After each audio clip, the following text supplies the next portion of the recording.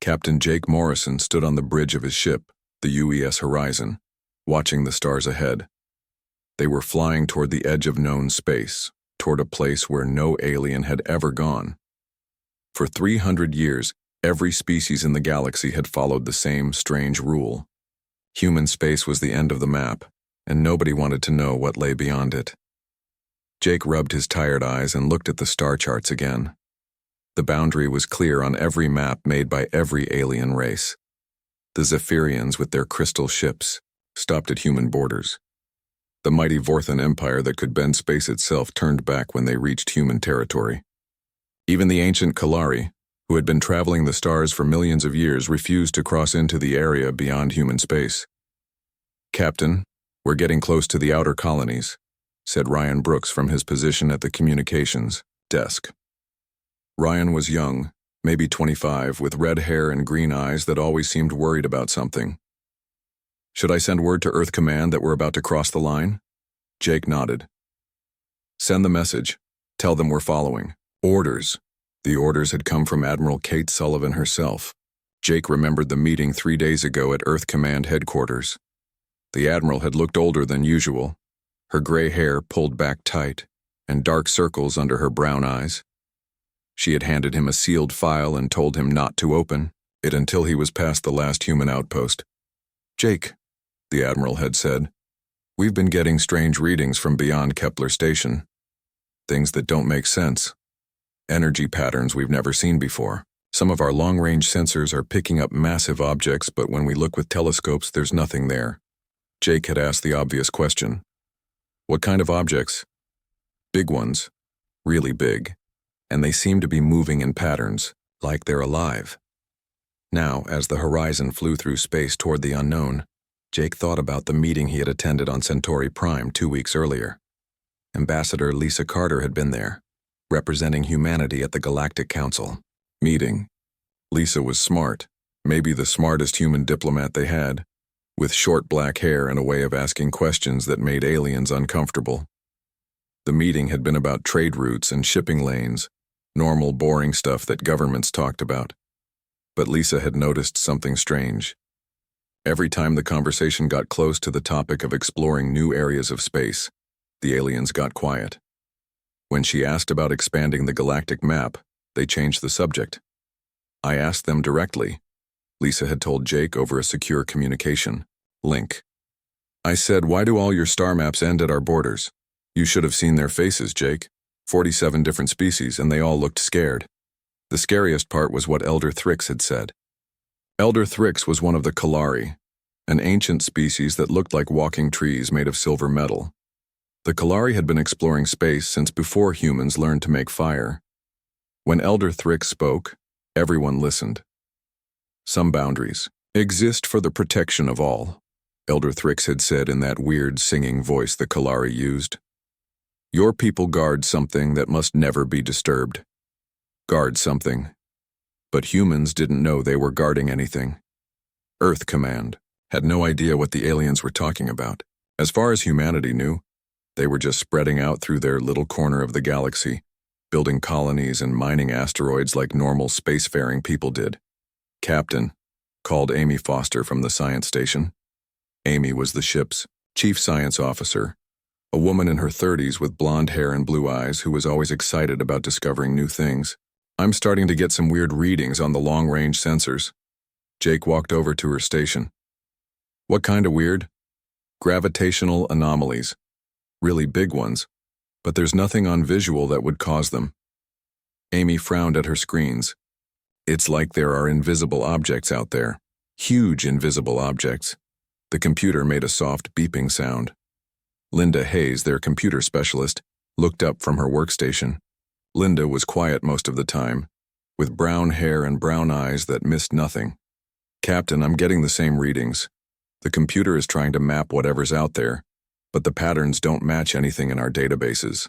Jake felt a chill run down his back. "How big are we talking?" "Some of these readings suggest objects that are thousands of kilometers long," Amy said. "But that's impossible. Nothing natural gets that big in empty space." Pete Jenkins, their navigation officer, looked up from his charts. Pete was a tall man with dark skin and a deep voice who never got excited about anything. "Captain, I'm trying to plot a course through this area, but it's like there's a maze out there. The gravitational fields are blocking most directions. There are only a few paths we can take." Carol West, who ran the sensor arrays, raised her hand.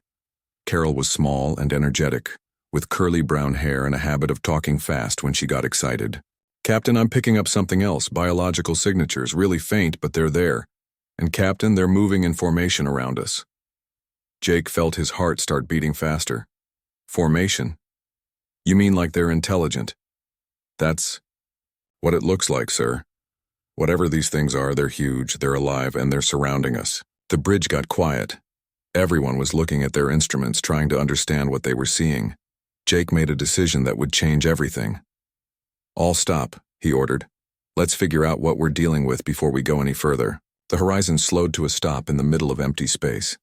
But it wasn't really empty. The sensors showed massive, invisible creatures all around them, creatures that were bigger than Earth's biggest cities. They weren't attacking, but they were definitely watching. Tony Parker, the chief engineer, called up from the engine room. Tony was an older man with gray hair and hands that were always covered in grease from working on machines. "Captain, the engines are running fine, but I'm getting strange readings from the quantum field generators. It's like something out there is scanning us." Dr. Susan Clark, the ship's doctor, came onto the bridge looking worried. Susan was in her 40s, with red hair turning gray and kind eyes that were now filled with concern. "Captain, I need to report something strange. Everyone's brain activity is changing. The areas of the brain that handle pattern recognition and threat assessment are becoming more active." "More active how?" Jake asked. "It's like our minds are being prepared for something, or maybe protected from something. I've never seen brain patterns like this." Jake looked around at his crew. They were all good people, brave people, who had volunteered to explore the unknown parts of space. Now they were finding out that the unknown parts of space had been watching them all along. "Sir?" Ryan said from the communication station. "I'm picking up signals. Lots of them. They're not directed at us, but they're all around. And Captain, some of these signals are really old, like millions of years old. Can you translate any of them?" "I'm trying, but they seem to be in languages I've never heard before." "Wait, there's something. The computer is finding patterns. I think they're warning messages." Jake thought about what Elder Thrix had said. Your people guard something that must never be disturbed. Maybe humans weren't exploring into empty space. Maybe they were walking into the biggest secret in the galaxy. "Set course to follow the path with the least gravitational interference," Jake ordered. "Whatever's out there, it seems to want us to go in a specific direction. Let's see where it leads." As the horizon began moving again, Jake opened the sealed file from Admiral Sullivan. Inside was a single piece of paper with a message that made his blood run cold. "If you're reading this, you found them. Follow where they lead. The fate of the galaxy may depend on what you discover." The invisible giants in space began moving, guiding the small human ship deeper into the darkness toward a truth that had been hidden for millions of years. 3 days had passed since the horizon left the last human outpost behind. Captain Jake Morrison stood in his ready room, staring out at the stars and thinking about the invisible giants that surrounded his ship. The crew was getting nervous. Everyone could feel that something was watching them, even though they couldn't see what it was. Dr. Amy Foster knocked on his door and came in without waiting for permission. Her blonde hair was messy, and her blue eyes were wide with excitement and fear. "Captain, you need to see what we found." Jake followed her to the science lab where she had been working for the past 12 hours straight. The walls were covered with displays showing sensor readings and computer models. None of it looked normal. "Remember those gravitational readings we detected?" Amy said, pointing to a large screen. "I've been mapping them more carefully. Jake, these aren't random objects floating in space, they're structures. Artificial structures." Jake looked at the display. It showed a three-dimensional map of the area around their ship. Floating in the darkness were shapes that looked like they had been built by someone. The shapes were enormous, stretching for thousands of kilometers in every direction. "Built by who?" Jake asked. "That's the problem. The materials don't match anything in our databases." The computer says they're made of substances that shouldn't exist. And Jake, they're not empty. These structures are alive. Amy pulled up another screen showing biological readings. I'm detecting life signs throughout these structures, massive life signs. Whatever built these things, they didn't just build them. They are them. Linda Hayes appeared in the doorway of the lab. The quiet computer specialist looked more worried than Jake had ever seen her. Captain, I've been analyzing the movement patterns of these creatures. They're not random, they're herding us. Herding us? Like sheepdogs guiding sheep. Every time we try to change course, they move to block our path. They're forcing us to go in one specific direction. Jake felt a cold feeling in his stomach. Show me. Linda led them to the navigation room where Pete Jenkins was standing over a large table covered with star charts. Pete's dark face was serious as he pointed to red lines marking their possible routes. Captain, we've tried to change course 17 times in the past 3 days. Every time, those gravitational fields shift to block us. We can only go forward, and only along the path they want us to take. Carol West looked up from her sensor station. Her curly brown hair bounced as she shook her head in confusion. Captain, I've been trying to get better readings on these creatures. They're not just big, they're impossible. Some of them are larger than Earth's moon, and they're all transparent to most of our sensors. It's like they exist, but don't exist, at the same time. Jake walked back to the bridge and sat in his captain's chair. His crew gathered around him, all looking for answers he didn't have. What do we know for certain? Amy spoke first. We're surrounded by massive artificial life, forms that are mostly invisible to our sensors. They're guiding us toward something and they won't let us turn back. The good news is they don't seem hostile, added Dr. Susan Clark, who had been monitoring the crew's health. The ship's doctor had gray streaks in her red hair and worry lines around her kind eyes.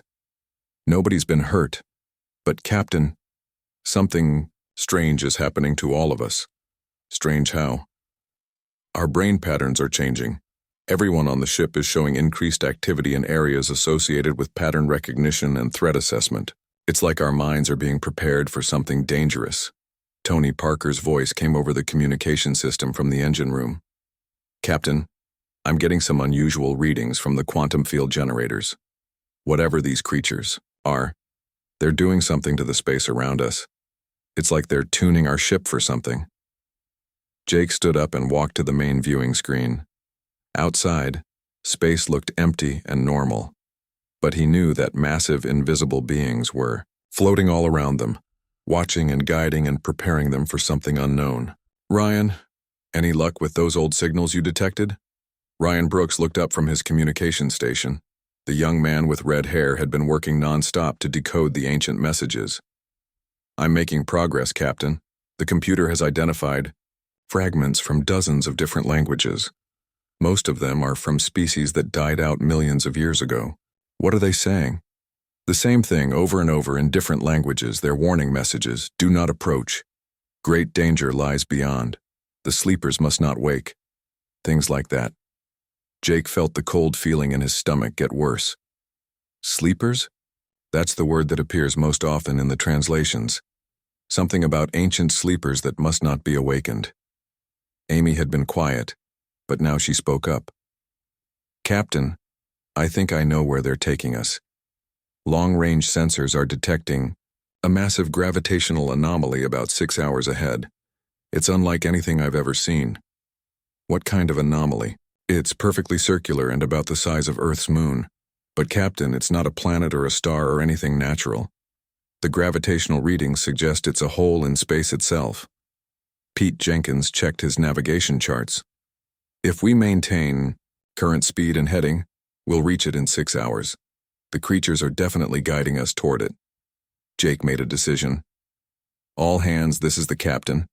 In 6 hours, we're going to encounter something that may be dangerous. I want everyone at battle stations. Not because we're expecting a fight, but because we need to be ready for anything. The next 6 hours passed slowly. The crew worked at their stations, checking and rechecking every system on the ship. The invisible creatures continued to guide them forward, never getting closer but never letting them turn away. Carol West was the first to see it. Captain, visual contact with the anomaly. On the main screen, a perfect circle of absolute darkness appeared against the star field. It wasn't black like empty space. It was nothing. A hole where space used to be. "My God," whispered Amy. "It's beautiful and terrifying at the same time." As they got closer, the sensors revealed more details. The hole was surrounded by hundreds of the invisible creatures, all maintaining perfect formations around it. They weren't just guiding the horizon. They were standing guard. "Captain," said Linda Hayes, "I'm detecting massive energy readings from around the hole. The computer is having trouble processing the data, but it looks like there are thousands of automated systems operating around the anomaly." Ryan's communication equipment started making noise. "Captain, I'm receiving signals from around the hole. Thousands of them. They're all broadcasting the same message in hundreds of different languages. Put it on speakers." The bridge filled with overlapping voices speaking in alien languages. Even though Jake couldn't understand the words, the tone was clear.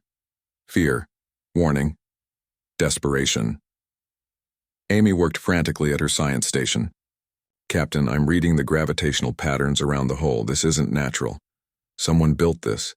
Someone folded space itself into a containment system." "Containment for what?" "I don't know. But whatever it is, it's still in there. The energy readings from inside the hole are enormous." Dr. Clark looked up from her medical scanners. "Captain, the crew's brain activity is spiking. Everyone's mind is adapting to resist some kind of influence. It's like our brains are naturally building defenses against something." Jake stared at the hole in space and the invisible guardians surrounding it. He thought about Elder Thrix's words. "Your people guard something that must never be disturbed."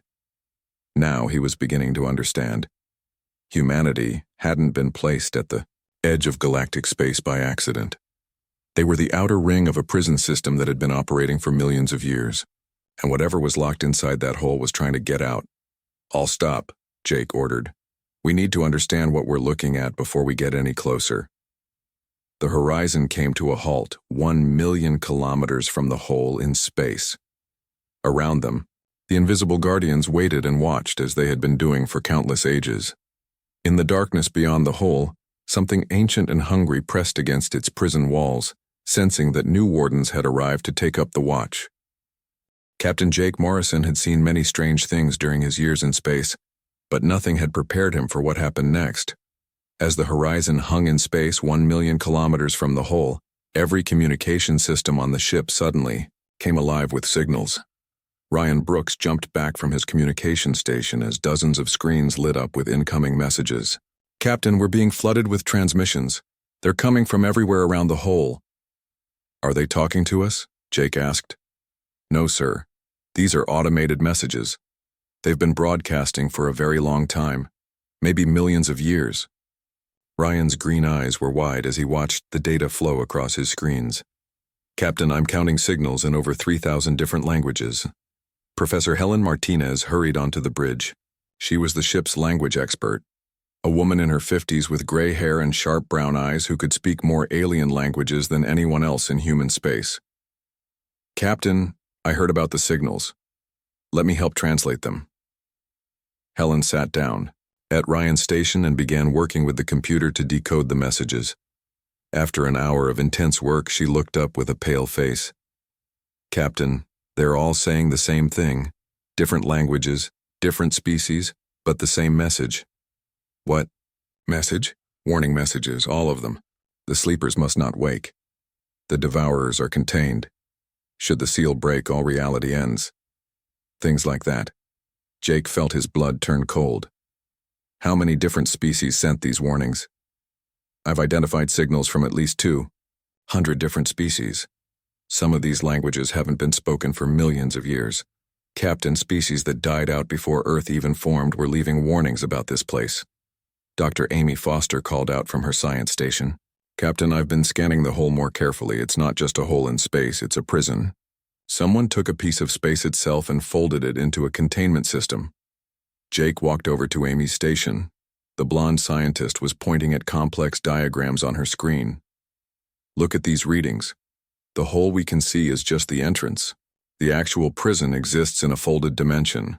Whatever's trapped in there is locked away from normal space. How big is the prison? Based on the gravitational readings, the folded space inside could be the size of a solar system. Maybe bigger. Tony Parker's voice came over the communication system from the engine room. Captain, I'm detecting massive power sources around the hole. The energy output is incredible. Whatever's powering this prison uses more energy than our sun produces. Security Chief Frank Miller had been quiet during the investigation, but now he spoke up. Frank was a big man with dark hair and serious eyes who had served in Earth's military before joining the space service. Captain, if this is a prison, then those invisible creatures we encountered aren't trying to keep us out. They're trying to keep something in. The pieces were starting to come together in Jake's mind, but he didn't like what he was seeing. You're saying we're looking at a prison that's been operating for millions of years, guarded by creatures we can barely detect, and it's located right at the edge of human space. That's exactly what I'm saying, sir. Carol West looked up from her sensor station. Captain, I'm getting more detailed readings on the Guardians around the hole. There are hundreds of them, maybe thousands. They're arranged in perfect formation, like soldiers standing watch. Dr. Susan Clark had been monitoring the crew's health throughout the investigation. Now she approached Jake with a worried expression. Captain, I need to report something important. The closer we get to that hole, the more our brain patterns change. Change how? Everyone's minds are adapting to resist psychic influence. It's like our brains are naturally building shields against something. And Captain, the changes are getting stronger. Jake looked around at his crew. They all seemed normal, but he could feel something happening in his own mind. It was like a door closing somewhere in his thoughts, protecting him from something he couldn't see. Commander Beth Rogers, Jake's second-in-command, had been reviewing historical records. Beth was a tall woman with black hair and intelligent eyes who never missed important details. Captain, I've been looking at our expansion patterns. Every human colony, every outpost we've established in the past 300 years. What did you find? They form a perfect grid around this region of space. Every single human settlement is positioned to create a barrier around this area. We didn't choose these locations randomly. Something has been guiding our expansion. The truth hit Jake like a physical blow. We're not explorers, we're guards. Humanity has been placed here to guard this prison. Amy looked up from her instruments with excitement and fear in her blue eyes. Captain, I think I know what's imprisoned in there. I've been analyzing the energy patterns and they don't match anything natural. Whatever's in that prison isn't from our reality. What do you mean? The energy signatures suggest beings that exist partially outside normal space and time. They're not just alien. They're something else entirely. Professor Martinez had been working with the translation computers. Captain, I've decoded more of the warning messages. They mentioned something called the voids. According to these signals, they were the first intelligent beings in the universe. The first?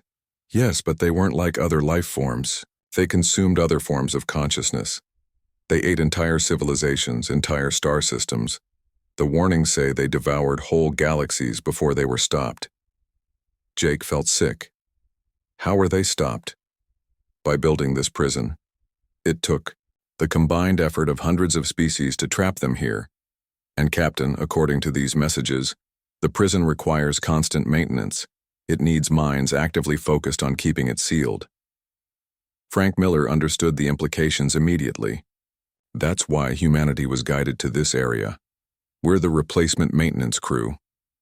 Linda Hayes had been analyzing the power systems around the hole. Captain, the prison is powered by quantum consciousness. It uses the focused thoughts of intelligent beings to maintain the dimensional barriers. How many minds does it need? For stable long-term operation, approximately 12 billion conscious minds all focused on the same task. Jake felt the weight of the revelation. 12 billion minds. That was roughly the current population of human space. We're not just guards. We're supposed to become part of the prison itself. Dr. Clark made another disturbing discovery. Captain, I've been analyzing the brain changes in the crew. We're not just becoming resistant to psychic influence. We're becoming compatible with the prison's control systems. Compatible how? Our minds are adapting to interface directly with the containment field. We could actually operate this prison, if we had to. The bridge was quiet as everyone absorbed this information. They were looking at a responsibility that would define humanity's future in the galaxy. Jake thought about the Galactic Council meeting where Elder Thrix had said that humans guarded something that must never be disturbed. Ryan suddenly looked up from his station. "Captain, something's happening. The automated warnings are changing." "Changing how?" "They're getting more urgent. And Captain, I'm detecting new signals. They're coming from inside the prison." Amy's instruments began showing massive energy spikes. "Captain, something in there is responding to our presence. The containment field is fluctuating." "Is it breaking?" "Not yet, but it's under stress. Whatever's imprisoned in there knows we're here."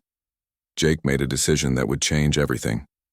"Open a channel to Earth Command. Priority Alpha. We need to talk to Admiral Sullivan immediately." As Ryan worked to establish the connection, Jake stared at the hole in space. Somewhere beyond that barrier, ancient beings that had consumed galaxies were pressing against their prison walls. They had been waiting for millions of years, and now they sensed that new guardians had arrived. The fate of the galaxy hung in the balance, and humanity didn't even know they were supposed to be holding the key. Admiral Sullivan's face appeared. On the main screen, her expression grim. "Jake, we've been monitoring your transmissions. The Galactic Council has called an emergency session. It's time for the truth." Admiral Kate Sullivan's face on the main screen looked older than Jake had ever seen her. The gray-haired woman who commanded Earth's space forces had dark circles under her brown eyes and worry lines that seemed deeper than before. "Jake, how much have you figured out?" the Admiral asked. Captain Jake Morrison looked around at his crew on the bridge of the horizon. They were all waiting for answers that he was afraid to hear. "We know we're looking at some kind of ancient prison. We know it's holding something called the Voids, and we know humanity has been positioned around it like guards." Admiral Sullivan nodded slowly. "The Galactic Council has been in emergency session for the past 6 hours. They've decided it's time to tell you everything." She paused and looked directly at Jake. "The prison is failing." Dr. Amy Foster looked up from her science station with alarm. "Failing how?" "Dr. Foster, your readings should show increasing instability in the dimensional barriers. The Council's scientists estimate we have maybe 50 years before total collapse." Amy checked her instruments and her blue eyes went wide. "She's right, Captain. The containment field is deteriorating. The energy patterns are becoming more chaotic." Jake felt his heart sink. "What happens if it fails completely?" "The Voids break free," Admiral Sullivan said. "And according to every species that helped build the prison, they will consume everything in the galaxy within a few hundred years." The bridge went silent. Everyone was staring at the screen, trying to understand what they were hearing. Jake found his voice first. "You said the Council has been in emergency session. What are they planning?"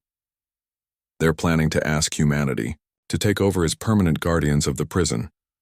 "Jake, this isn't something that happened by accident. First contact with alien species, our expansion into space, our technological development, all of it was carefully guided to bring us to this moment."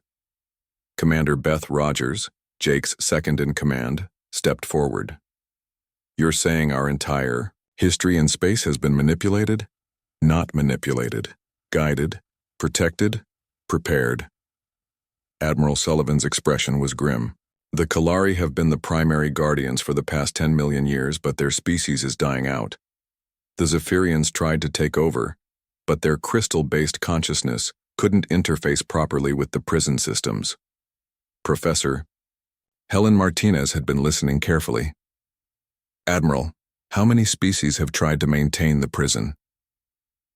47 different species have served as guardians over the past 100 million years. All of them eventually failed. Their minds either couldn't handle the psychic pressure from the Voids, or they went insane from prolonged contact with the prison systems. Dr. Susan Clark spoke up from her medical station. "But humans are different. Humans are naturally resistant to psychic influence. Your minds adapt and build defenses instead of breaking down. You're the first species they've found that can interface with the prison without losing your sanity." Jake thought about the brain changes Dr. Clark had been monitoring. The changes we're experiencing, our minds becoming more resistant to outside influence. That's why we're suitable as guardians. Exactly. And Jake, there's more. The prison doesn't just need guards standing around it. It needs operators. The containment system requires constant mental input from billions of conscious minds all working together. Tony Parker's voice came over the communication system from the engine room. Admiral, are you saying humanity would have to give up our normal lives to operate this prison? Not give up. Transform. The human colonies around the prison would become part of the most advanced civilization in the galaxy. Guardian species gain access to technologies and knowledge beyond anything they had before. Frank Miller, the security chief, asked the question everyone was thinking. What if we say no? Admiral Sullivan was quiet for a long moment. Then the Urvoids eventually break free on their own, and every living thing in the galaxy dies. The Council has made it clear that this isn't really a choice. It's a responsibility that comes with being the only species capable of handling it. Carol West looked up from her sensor station. Admiral, I'm detecting movement from the creatures around the prison. They're repositioning themselves. Amy checked her instruments. Captain, the energy readings from the prison are spiking. Something's happening inside. On the main viewing screen, the perfect black circle of the prison entrance began to pulse, with faint light. It was barely visible, but everyone on the bridge could see it. Ryan Brooks called out from his communication station. Captain, the automated warning signals are changing. They're broadcasting on new frequencies, and the messages are different. Professor Martinez moved to help Ryan with the translations. After a few minutes, she looked up with a pale face. Captain, the new messages aren't warnings to stay away. They're activation protocols. Activation for what? For emergency procedures. The prison systems are preparing for a transfer of control. Jake felt a chill run down his spine. Transfer to who? To us, to humanity. The prison is expecting new guardians to take over operations. Dr. Clark suddenly spoke up with urgency. Captain, the crew's brain patterns are changing again. Everyone's minds are adapting more rapidly now. It's like the prison is preparing us to interface with its systems. Linda Hayes had been monitoring the ship's computers. Captain, our AI systems are being contacted by the prison's central intelligence. It's trying to establish a data link. Don't let it connect, Jake ordered. Sir, I don't think I can stop it. The prison's technology is far more advanced than ours. It's not forcing a connection. It's offering one. Jake made a quick decision. Accept the connection, but monitor everything. I want to know what it's trying to tell us. The main screen flickered and suddenly displayed information in perfect English. Text scrolled across the screen explaining the prison's history, its function, and the role of guardian species. Amy read the information aloud. The Urvoid containment system has operated for 127 million years. 47 guardian species have maintained the seal. Current guardians, the Kalari Collective, are no longer capable of maintaining required mental interface. New guardian species identified, humanity of Sol system. More text appeared. Guardian species requirements. Minimum 12 billion conscious. Minds capable of quantum consciousness interface. Estimated human population suitable for guardian role, 12.3 billion. Jake stared at the numbers. That's almost every human in space. Guardian species benefits, Amy continued reading. Access to Tier 12 technology. Lifespan extension to approximately 2,000 years.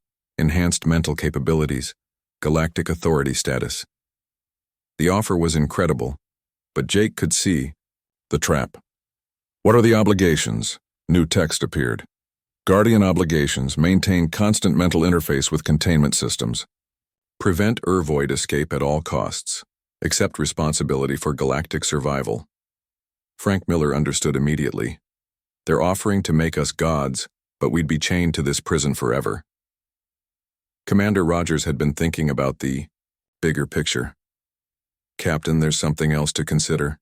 If we don't accept and the prison fails anyway, we all die. If we do accept, humanity survives and becomes the most powerful species in the galaxy. Pete Jenkins, their quiet navigation officer, finally spoke up. What about choice? What about the people who don't want this responsibility? Admiral Sullivan answered from the screen. The Council has been very clear about that. This decision affects the survival of every living thing in the galaxy. Individual choice is less important than species survival. Jake looked around at his crew. They were all looking at him for leadership, for a decision that would affect not just them but every human alive. Through the ship's sensors he could feel the massive presence of the Urvoids pressing against their prison walls, hungry and patient, and waiting for their chance to devour everything. The prison systems were ready. The guardian creatures were waiting. The Galactic Council was holding its breath, and 12 billion humans had no idea that their entire future was being decided by a small crew at the edge of known space. Jake knew that whatever choice they made in the next few hours would determine the fate of humanity and every other species in the galaxy. The main bay of the horizon had never seen anything like it. Captain Jake Morrison stood in the center of the room, surrounded by 47 different alien species that had appeared through quantum projection. Some looked like walking trees, made of silver metal. Others were beings of pure energy that glowed with soft light. A few seemed to exist partially outside normal space, their forms shifting and changing as he watched. Elder Thrix of the Kalari stepped forward. The ancient being's silver branches moved like arms as she spoke in her strange singing voice. Humans of Earth, the time for secrets has ended. You must know the truth about what sleeps beyond the barrier. Jake looked around at his crew. Dr. Amy Foster stood near her science equipment, her blonde hair messy from working for days without rest. Commander Beth Rogers was beside him, her black hair pulled back and her intelligent eyes watching every alien carefully. The rest of his people were scattered around the room, all trying to understand what was happening. Tell us, Jake said simply. Elder Thrix's form shimmered as she prepared to speak. What lies imprisoned beyond this threshold are the Urvoids, the first beings to achieve consciousness in this universe. They are not like other life forms. They do not create or build or explore. They consume. They devour consciousness itself. New alien stepped forward.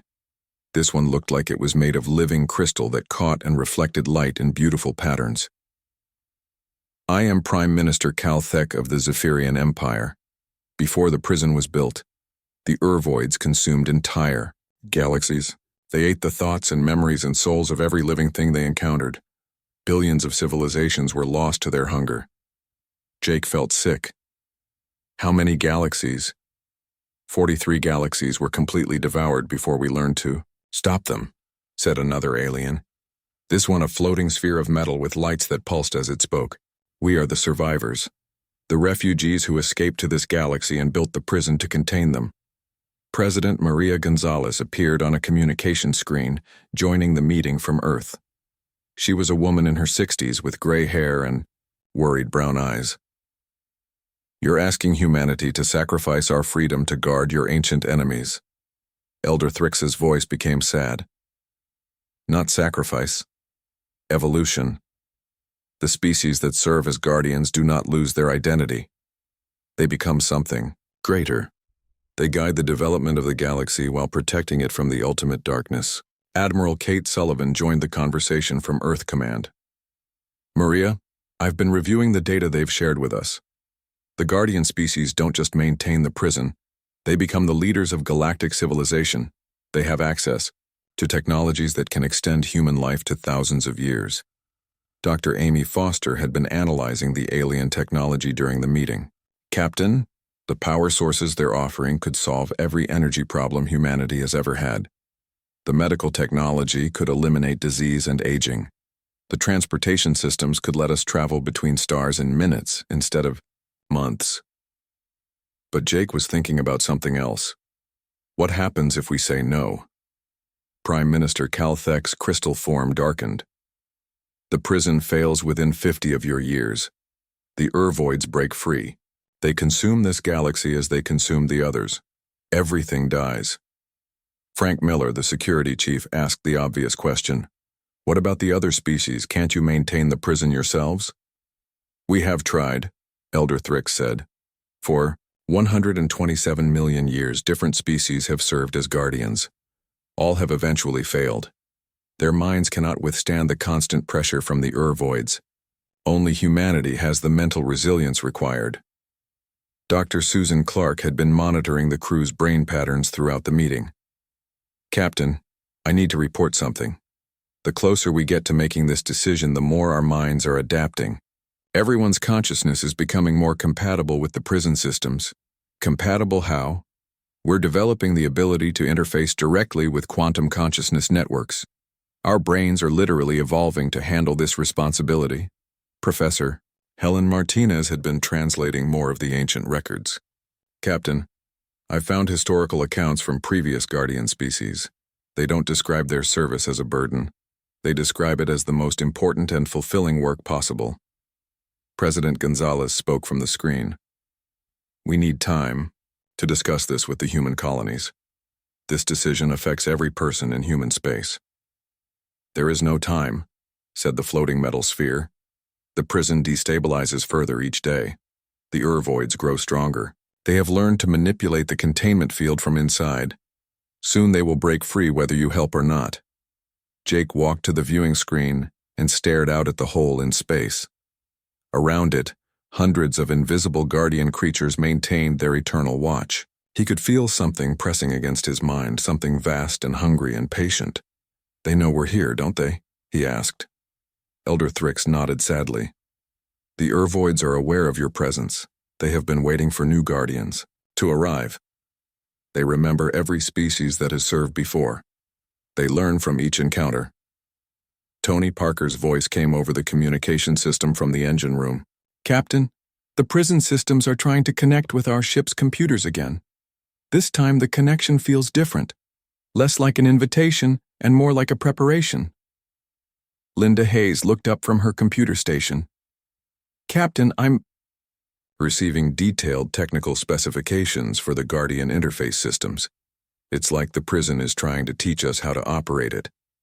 Jake made a decision that surprised everyone, including himself. Show me how it works.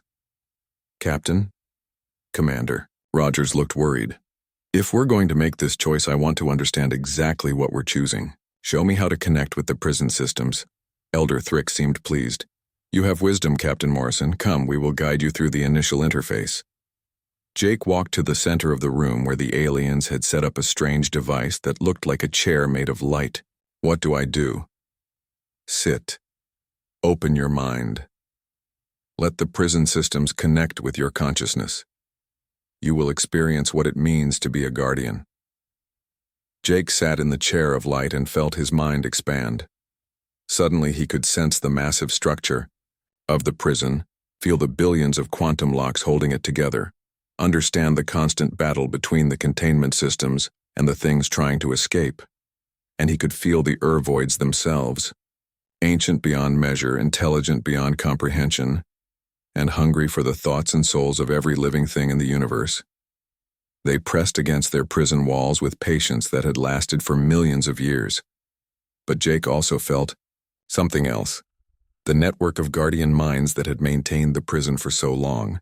The Kalari consciousness spread across thousands of worlds, all focused on the single task of keeping the darkness contained. It wasn't a burden. It was a purpose so important that it gave meaning to entire civilizations. When Jake opened his eyes, he understood everything. We're not just guarding a prison, we're protecting the possibility of life itself. Elder Thrix nodded. Now you see the truth. The voids represent the end of everything. Guardians represent hope. Jake stood up and looked at his crew, then at the alien representatives, then at the screens, showing leaders from Earth and the human colonies.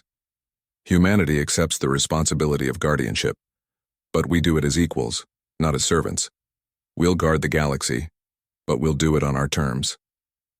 The integration began immediately.